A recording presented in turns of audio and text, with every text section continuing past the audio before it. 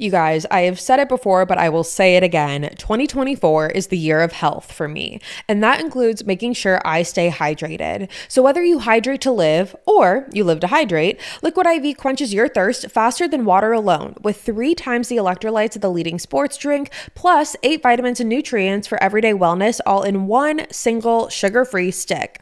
Sometimes drinking regular water over and over again, it honestly just gets to be boring. But Liquid IV makes staying hydrated a more fun and enjoyable experience.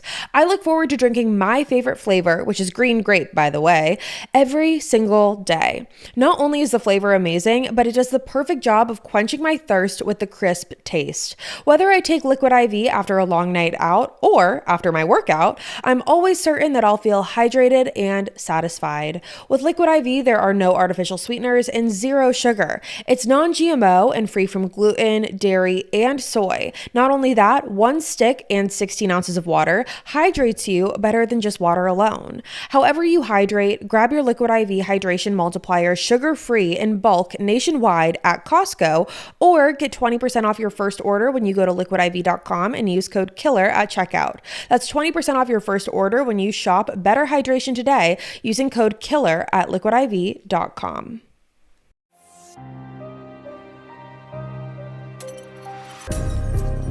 Hello, you guys. What is up? Welcome back to another episode of Killer Instinct. Thank you guys so much for joining me here today.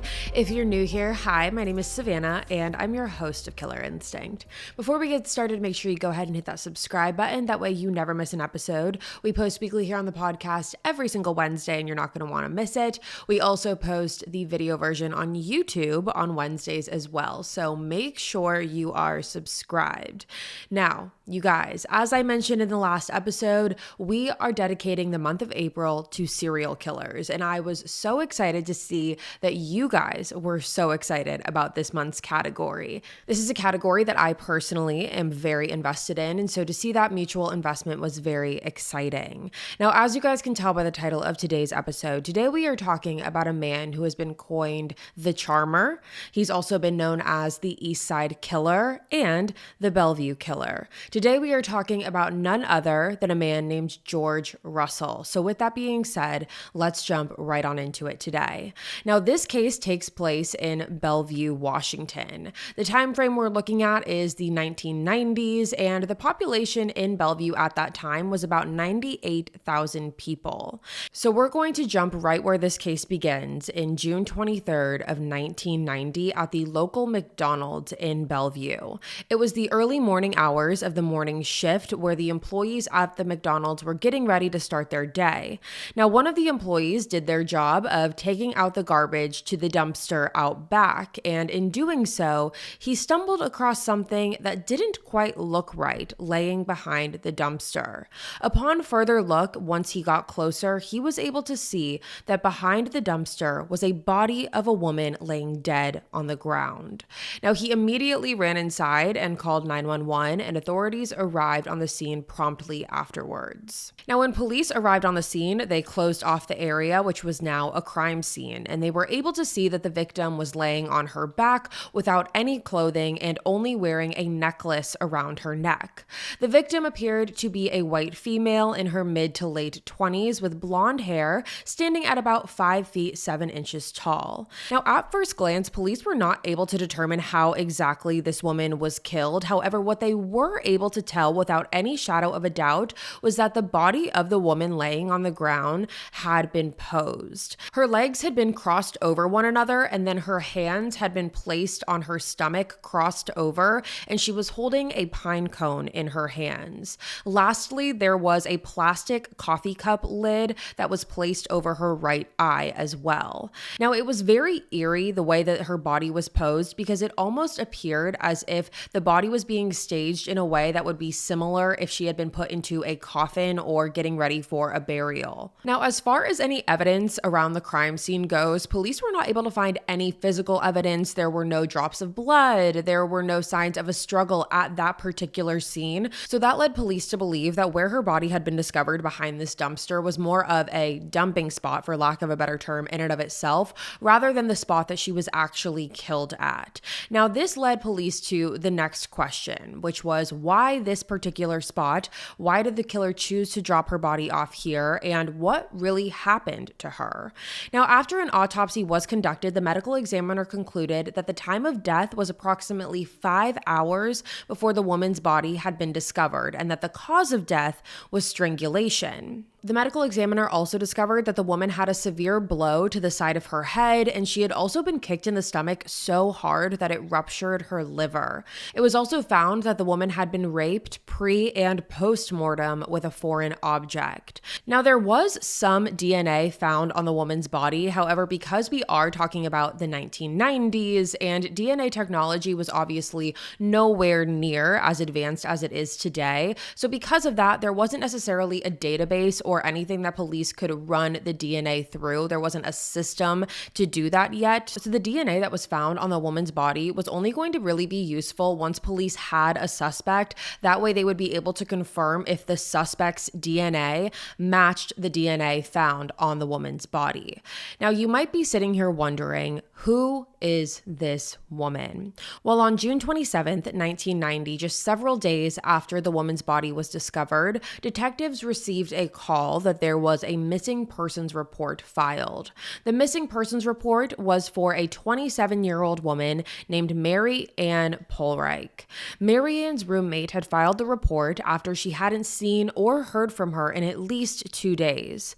Detectives had the roommate come down to the station and showed her the necklace that the victim was found wearing, and sadly, the roommate was able to confirm that the necklace did in fact belong to Mary Ann, therefore confirming that she was their victim. Mary Ann grew up in a family of 8 children, and they were all incredibly close. She had a tradition where she would go and visit with her parents every single Sunday, and she was described as being outgoing and incredibly welcoming and sweet. She loved her friends, she loved being social, she had a very bubbly personality, and she worked at a medical device distribution company. Now, based off of the medical examiner's reports, it was safe to assume that Mary Ann was murdered in the late night hours of June 22nd, which was a Friday. Now, Mary Ann's friends told detectives that on that Friday, Mary Ann more than likely went to her favorite spot in town, which was a Mexican restaurant called Papagayo's Cantina. Papagayo's was a fun restaurant bar vibe, and it was the central spot for Mary Ann and all of her friends. So once police learned this, they decided to go over to the Papagayo's restaurant and see if anyone could confirm that Mary Ann was there on that Friday night. And lo and behold, they were able to do that. Mary Ann was a regular at the cantina. She knew a lot of the employees that worked there, some of the bartenders, and so they were able to confirm that they did see Mary Ann that Friday night. Police had talked to some of the employees there about Mary Ann's behavior that night, and according to them, they said that Mary Ann's behavior was as normal as it ever was. Mary Ann was always a very social person, she was very bubbly, and this night was no different. She was being social, talking to a lot of different people throughout the night, and it didn't seem like anything was wrong. Now, even though they were able to confirm that people did see Mary Ann throughout the night at Papagayo's, no one ended up seeing her leaving. So because of this, no one knew if she had left by herself, if she left with someone else, what state of mind she was in when she was leaving. It really led to a lot more questions than it did answers. Now, something that police were able to find, however, was Mary Ann's car in the parking lot of the Papagayo's restaurant, and they were told that it had been there ever since Friday night, which led police to wonder if that meant that Mary Ann had left with someone else, because that would make sense as to why she didn't take her own car home that night. Now, because there was a lack of witnesses and there being no surveillance footage, police really had no idea what happened to Mary Ann that night or who she could have possibly left with. And then 7 weeks after the murder of Mary Ann, and only 2 miles away on the morning of August 9th, 1990, there was a 13-year-old girl who had woken up in the morning and noticed that her mom, 35-year-old Carol Beath, hadn't left for work that day as she typically did. Carol's daughter went over to her bedroom door and knocked, however, didn't receive any answer. So she went ahead ahead and opened the door, and when she did, she discovered a horrific scene. Carol's daughter walked into her mom's room and saw Carol laying on her bed with her head covered by a pillow without any clothes. Carol was only wearing a pair of red high heels when her body was discovered, and similarly to Marianne, Carol's body had also been posed in a very suggestive way. Her legs were spread, however, her knees were bent so that her heels were touching each other, and along with that, there had been a rifle inserted inside of her.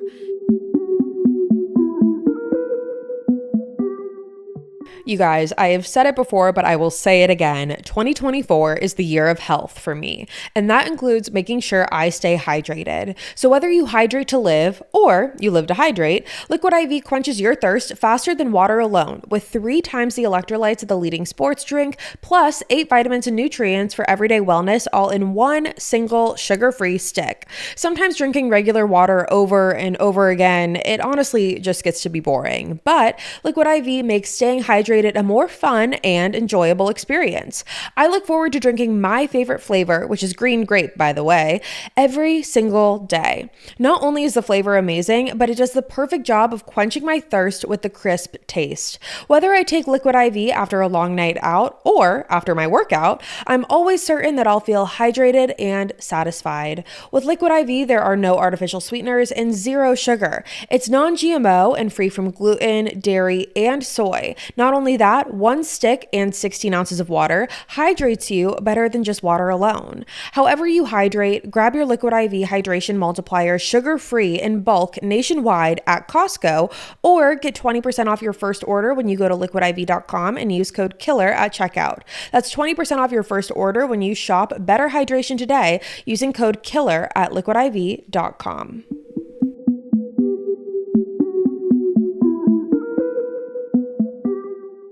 Now, immediately, Carol's daughter called 911 and police arrived on the scene. And when they got there, they removed the pillow from Carol's face and noticed numerous blows to Carol's head. Now, unlike Marianne's murder, where there was not a lot of blood found at the crime scene, this was the total opposite. There was blood everywhere in Carol's bedroom. There was blood on the mattress, on the pillowcases, on the lampshades, on the walls, on the dresser. There was blood everywhere.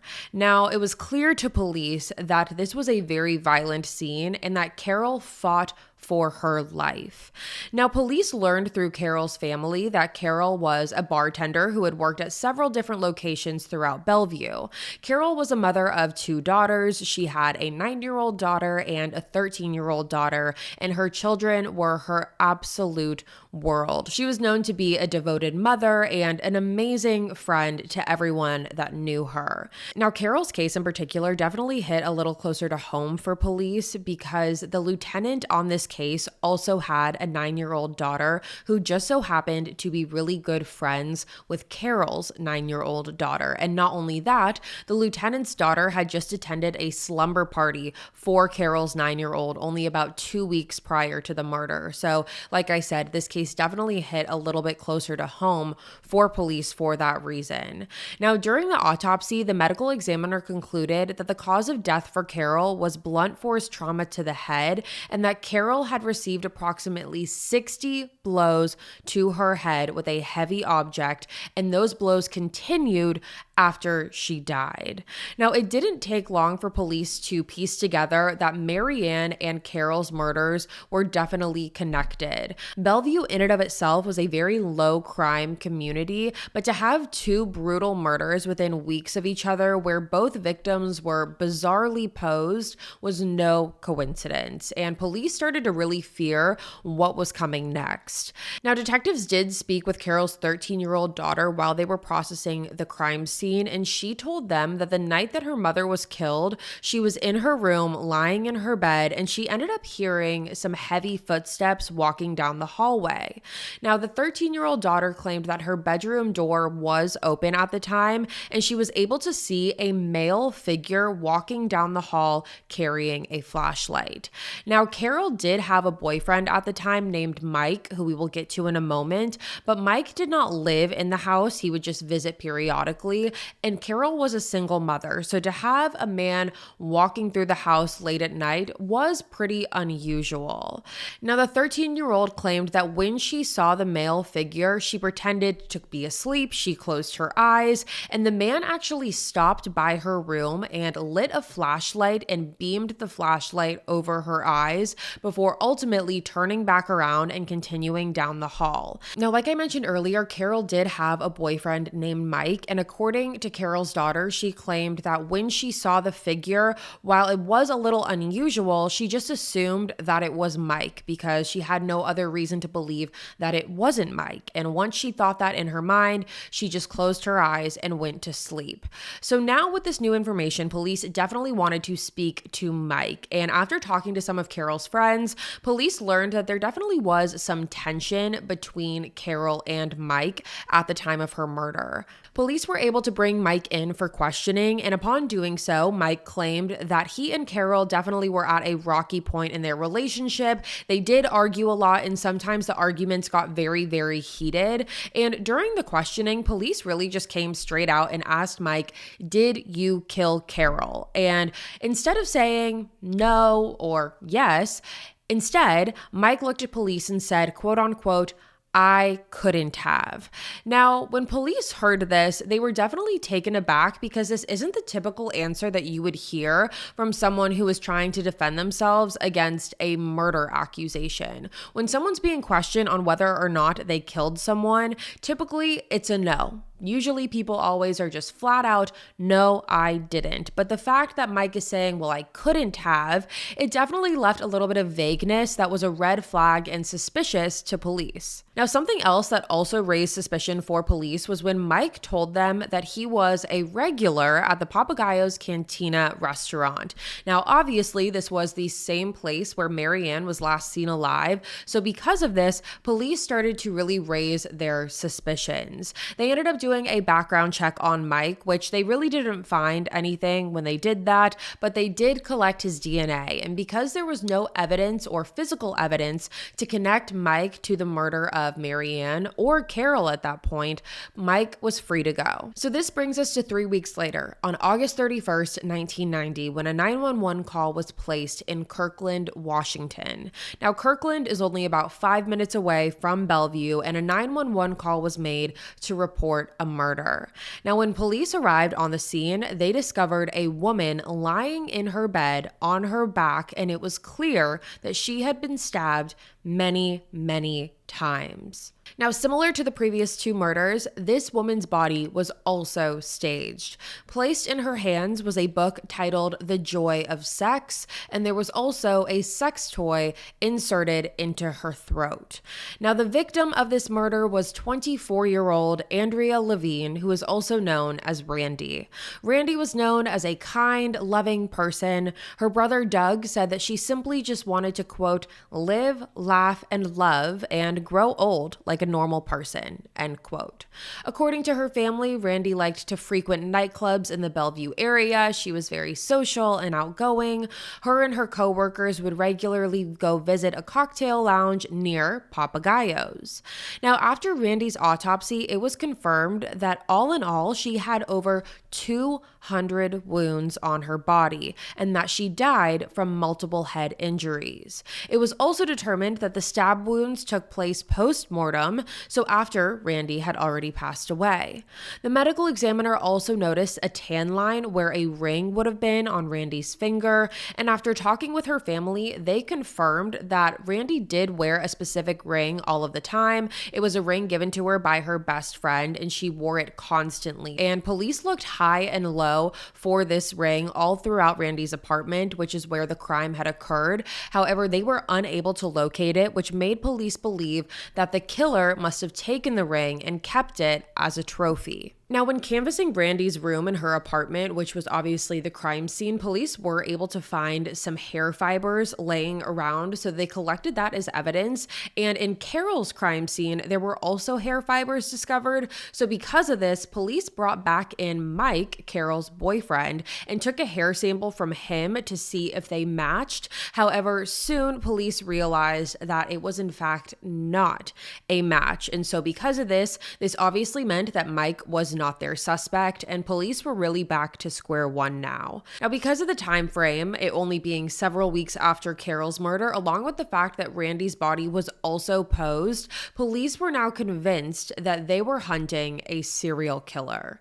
Now, at this point, detectives brought in a criminologist with the help of building a profile to narrow down who this killer was. Now, when this criminologist was brought in, they determined that the post-mortem injuries that were inflicted on all three victims represented an anger and a rage that the killer had. The criminologist also theorized that, surprisingly enough, this killer was probably terrified of women and was able to take out all of that built up angst and rage on them after they were dead.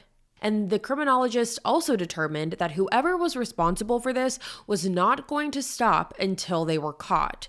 Now, the community of Bellevue was absolutely terrified during this time. As I mentioned, Bellevue was very typically a low crime area, and now a lot of people are being brutally and horrifically murdered, and no one knew why. Now, the media named this killer, as I said in the beginning, the East Side Killer, with other nicknames being the Charmer and the Bellevue Killer. But no one had any idea what to look for when it came to finding this murderer. Then, on September 12th, 1990, 911 operators received a phone call, this time from a woman herself who was begging for help. The woman claimed that someone had been trying to break into her apartment. The woman who was on the 911 call was named Robin Oldenburg. Now, according to Robin, she had been packing for an upcoming weekend trip that she was going on, so she was just getting her belongings ready, making sure all of her bags were prepared and packed, when all of a sudden, Robin claimed that she heard a knock on her door. Now, according to Robin, she remembered the knock sounding very firm and matter-of-fact, and Robin also said that when she heard the knock, the thought did come into her head about the serial killer that was on the run at the time. However, she quickly threw that thought out of her mind because she told herself that she was being paranoid and not to worry about it because it was probably nothing. However, in the time frame that she was able to have that thought, about 15 seconds later, Robin heard another knock, this time coming from her window. And Robin claimed right when she heard that second knock, she immediately had the thought to call 911. Now, Robin remained on the phone with the 911 operator while she was waiting for police, and when the first officer, an officer named Tom Baker, pulled into the apartment complex to go assess the situation, he came in direct path with a white Volkswagen car that was trying to drive out of the complex. Now, Officer Baker flagged down the car and stopped the vehicle, and he went over to the driver's side window, and a man inside rolled down this window. Now, when the man rolled down his window, Officer Baker was able to see that the man in the car was actually someone he was familiar with. It was a man named George Russell. Now, immediately, George looked at the officer and said, quote unquote, "Hi, Tom."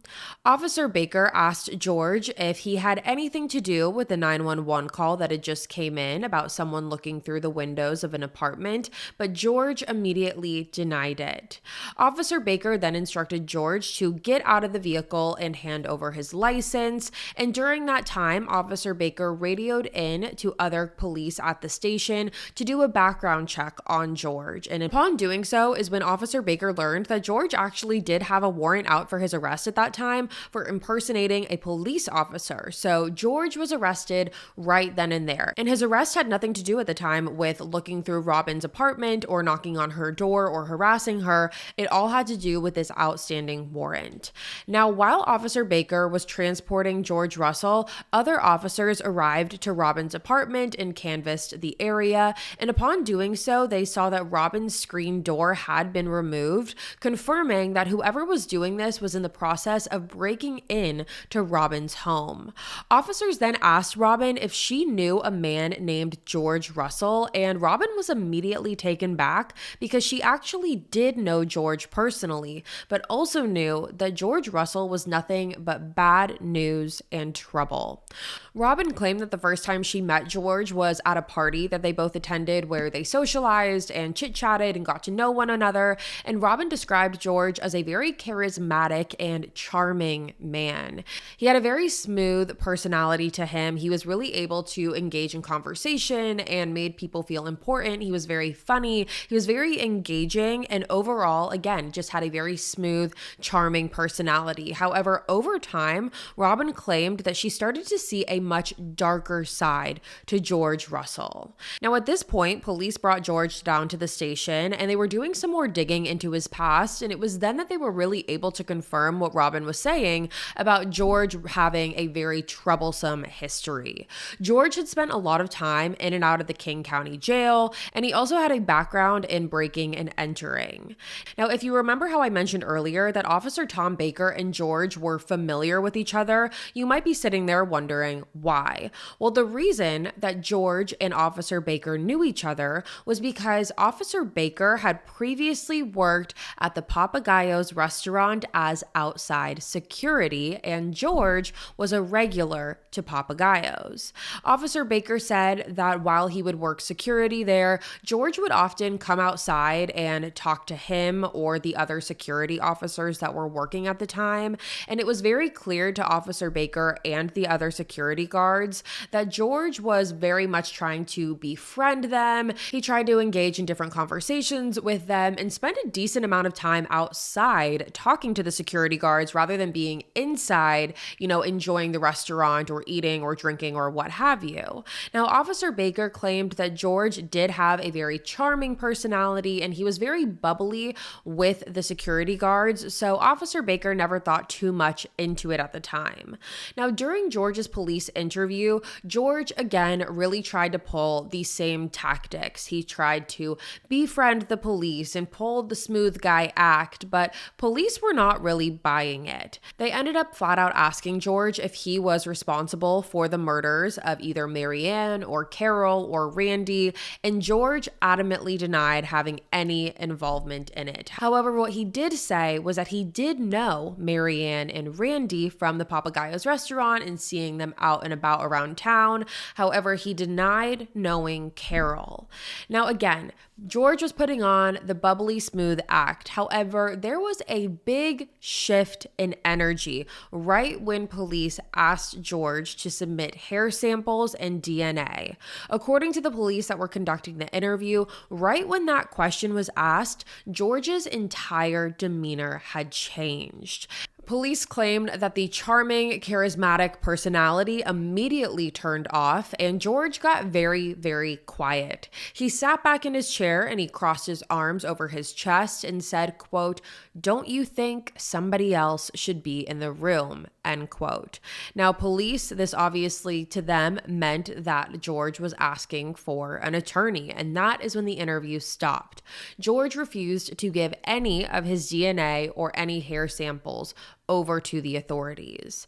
Now, even though George had an outstanding warrant at this time, it was only a 90-day hold. So George was only going to be in jail for those 90 days, and then he was going to be released. But that meant that police were really working against the clock to close this case. They knew that once those 90 days were up, George was going to be released, and they could not let that happen because they were certain that if they did, they would have another victim on their hands. So because of this, police started by going back to the Papagayos restaurant and were asking people who were working there if they could connect George Russell to any of the victims.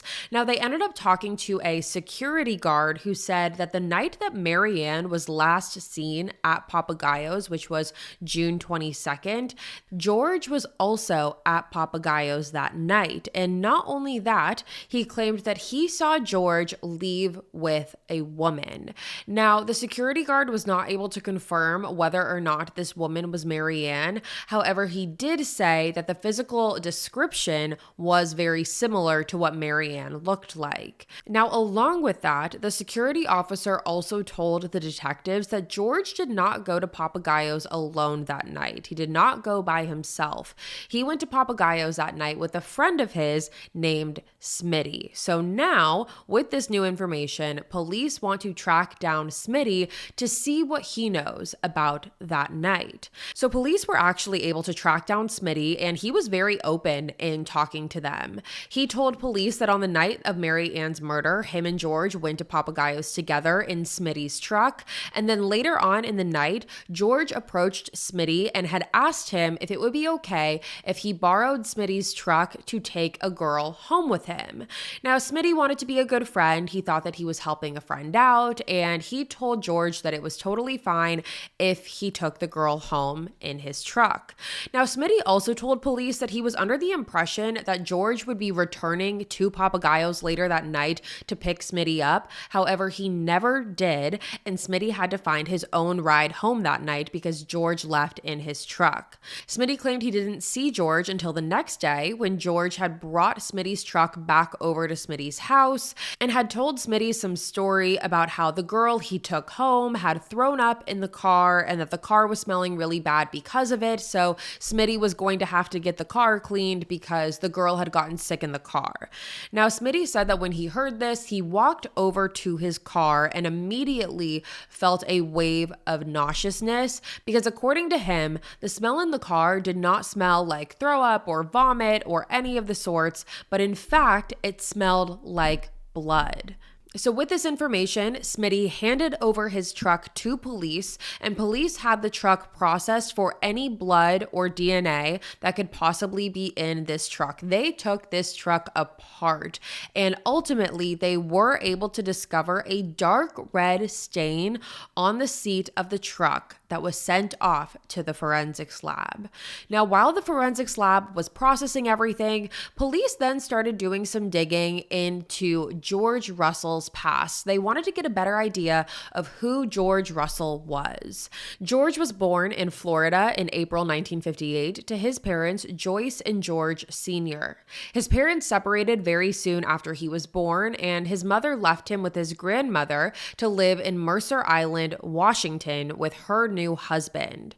Now, George moved out to be with them a few years later, but by that point, his mom had a daughter with her new husband, and while George's sister was absolutely adored and doted on, George was pushed away and ridiculed and abandoned, leaving him with great anger and jealousy. Now, by the time George was 16 years old, he was only living with his stepfather at the time. His mother had abandoned him and left him with his stepfather, and his stepfather had ended up getting married to a new woman. And apparently, when this new woman moved into the house, George grew a hyperfixation on his new stepmother and began spying on her and following her around. And it became so bad that the stepfather ended up kicking George out of the house because of it. After getting kicked out of the house, George moved back to Florida to live with his aunts. Now, when police learned this very much connected the dots for them, looking at this from a psychological standpoint of these murders.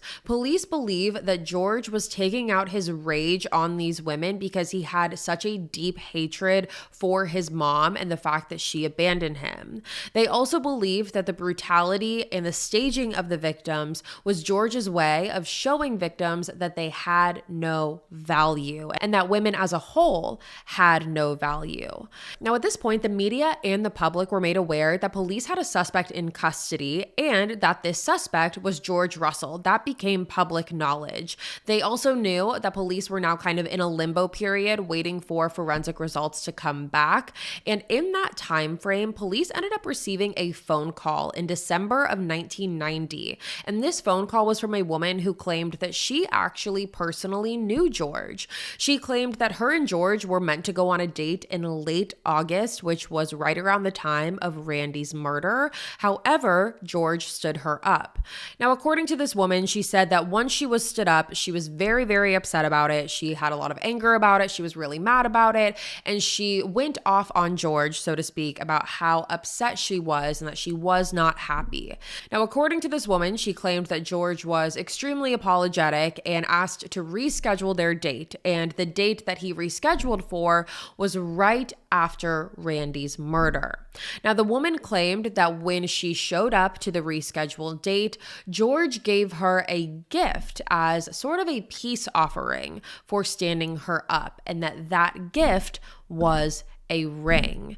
Now, the woman described the ring, and the description that this woman gave was almost identical to what Randy's ring looked like. Like I mentioned earlier, Randy had a tan line on her finger from a ring that she always wore that her best friend had given her. And the family of Randy was able to give police a description of what that ring looked like. And according to this woman, it was the exact same description. So at this point, police asked the woman if she would bring the ring into the police station so they could confirm it was Randy's. Because if police were able to confirm that this ring was Randy's, that was the smoking gun in this case. If police were able to confirm that this ring that George gave this woman was the same ring as Randy's, that puts him at the scene of the crime. Now, unfortunately, this was not as simple as the woman just bringing in the ring for police, because the woman told police that she actually did not have the ring anymore because she gave it to a friend of hers who was now hitchhiking to Florida. So for police, this was obviously discouraging to hear because for them, it felt like finding a needle in a haystack. This woman has a friend who is hitchhiking to Florida. How are police going to be able to track down this friend? But luckily, the woman did give police the friend's contact information, and police were able to reach out to the friend's family. And when police reached out to the family, they asked if they had heard from their son, and they explained the whole situation. And according to the family, the son would very much call on and off. It wasn't an everyday check-in. And police explained again why it was so significant that they got a hold of their son so they could talk about this ring. Now, the family did assure police that the next time their son called, they would make sure that he knew to get in contact with the authorities. And lo and behold, several days later, the son called his family, and the family made him aware of what was going on. Now, you can imagine this man's surprise when he now hears that he is possibly holding the missing puzzle piece to a serial killer case, which again is Randy's ring.